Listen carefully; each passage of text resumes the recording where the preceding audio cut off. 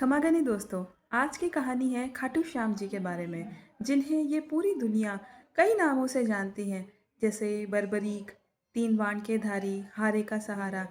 आज की वीडियो में हम जानेंगे कि इनकी असली कहानी क्या है और इनका इतिहास क्या था।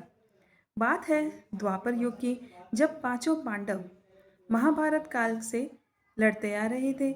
जब वे वनवास में भटक रहे थे, तब जो तीसरे पांडव थे, भीम, उनका उनकी मुलाकात होती है हिडिंबा नाम की राक्षसी से। उनका विवाह होता है। भीम और हिडिंबा के एक सुंदर से पुत्र होते हैं, उनका नाम होता है घटोत्कच। घटोत्कच का विवाह होता है मोरवी से, और मोरवी और घटोत्कच के एक सुंदर संतान होती है, उनका नाम रखा जाता है बर्बरीक। और आज की कहानी भी इन्हीं बर्बरीक के नाम से है। हमारे बर्बरीक बचपन से ही बड़े ही धार्मिक, दयालु और वीर योद्धा थे। उन्होंने बचपन से ही भगवान शिव की कड़ी तपस्या की थी। उस कड़ी तपस्या से खुश होकर हमारे भोलेनाथ ने उन्हें एक वरदान दिया था। उन्हें कहा था कि आप तीन बाण के धारी कहलाओगे। तीन बाण का वरदान कुछ इस प्रकार है।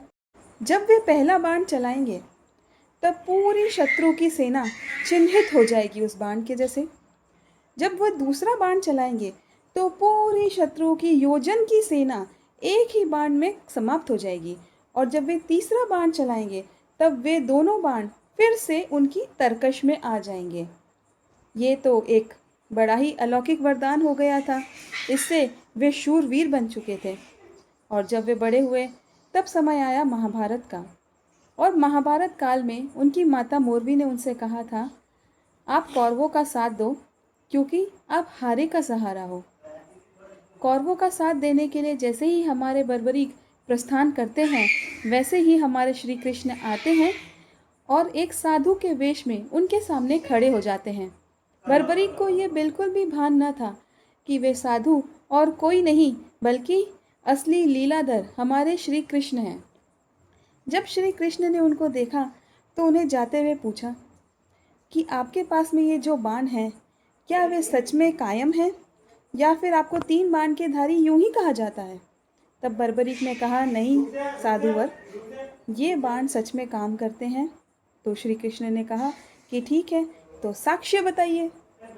वैसे ही बर्बरीक ने पहला बाण चलाया, और वैसे ही जितने भी पेड़ वहाँ पर थे, उनके सारे पत्तों को छेद दिया। वो उनका बाण सारे पत्तों को छेदता हुआ सीधा श्री कृष्ण के चरणों में आ गया, क्योंकि हमारे लीलाधर बड़े मायावी थे। हमारे लीलाधर ने एक पत्ता अपने पैर के नीचे छुपा करके रखा था। बर्बरीक का तीर जैसे ही भगवान श्री कृष्ण के चरणों में जाता है, जैसे ही वहाँ घूमता है, वैसे ही भगवान श्री कृष्ण अपना पैर थोड़ा पीछे ले लेते हैं। उन्हें ये पता लग जाता है कि बर्बरीक के तीर बिल्कुल अचूक हैं। उन्हें कोई भी भेद नहीं सकता, वे अभेद्य हैं। वे अपने शिकार को कहीं से भी ढूंढ सकते हैं। इसको सोच करके भगवान श्री कृष्ण कहते हैं, बर्बरी, यदि तुमने इस महाभारत के महायुद्ध में हिस्सा लिया, तो विनाश तय है। इस विनाश का कारण मत बनो और मुझे एक वरदान दे दो। तब बर्बरीक बड़े ही अचंभित हुए कि भगवान श्री कृष्ण जो सबसे बड़े हैं, जो सबको दान देते हैं, मैं उन्हें क्या दान दे सकता हूँ। तब भगवान श्री कृष्ण ने कहा कि मुझे तुम्हारा शीश चाहिए। शीश का नाम सुनते ही बर्बरीक बिल्कुल भी नहीं हिचकिचाए और स्वेच्छा से अपने ही बाण से अपना शीश काटकर भगवान श्री कृष्ण के चरणों में अर्पित कर दिया। ये तो वही बात हो गई कि भगवान श्री कृष्ण जो पहले से ही सब कुछ लिखा हुआ था, जो महादानी है, हमारे बर्बरीक ने उन्हें दान दिया, इसीलिए वे दानी कहलाए, शीश के दानी और तीन बाण के धारी। इसीलिए ही उन्हें हमेशा महादानी के नाम से हमेशा इतिहास याद रखेगा, क्योंकि उन्होंने भगवान श्री कृष्ण को दान दिया था। उस दान के बाद में उन्होंने, श्री कृष्ण ने उनके कटे हुए शीश को लिया और एक ऐसी पहाड़ी पे रख दिया जहाँ से पूरा महाभारत का युद्ध दिख रहा था। उन्होंने पूरा महाभारत का युद्ध बैठे बैठे देखा। मेरा मतलब उनके शीश ने पूरा महाभारत का युद्ध देखा। और उसके बाद में एक नदी के कल बहते पानी में वो बहने लग गया, क्योंकि महाभारत का युद्ध तो खत्म हो गया। फिर एक नदी थी और नदी में वो शीश बहता चला गया। उस कल-कल बहते पानी में वो शीश डूब-डूब करके, चल-चल करके हमारे राजस्थान के सीकर जिले में आ गया। क्योंकि ये भी सोचने वाली बात है, महाभारत हुआ था कुरुक्षेत्र में। कुरुक्षेत्र है हरियाणा। वहाँ से नदी कल-कल बहती हुई राजस्थान में आई और उनका शीश बहते हुए राजस्थान के सीकर में आ गया। पानी में बहते-बहते सिर एक जगह पर रुक गया। बहुत वर्ष बीत जाने के बावजूद भी वह शीश नीचे दबा रहा। ज़मीन के नीचे दबे रहने से गाँव वालों को बिल्कुल भनक नहीं पड़ी। एक गाय आती थी और रोज़ वहीं पर दूध देना शुरू कर देती थी। फिर गाँव वालों ने सोचा, क्या ऐसा कुछ ख़ास है इस जगह में? गाँव वाले आए और उन्होंने उस जगह पे खुदाई करना शुरू किया।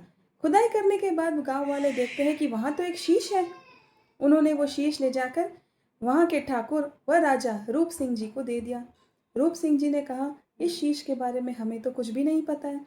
उस रात जैसे ही राजा स्वप्नावस्था में गए, वैसे ही उन्हें एक स्वप्न आया कि उसी जगह पर खाटू नगरी में उन्हें एक बड़ा ही मंदिर स्थापित करना चाहिए और इस शीश का पूजन वहीं पे होगा। ऐसे ही उन्होंने वही किया जैसा उन्हें स्वप्न में विचलित हुआ था।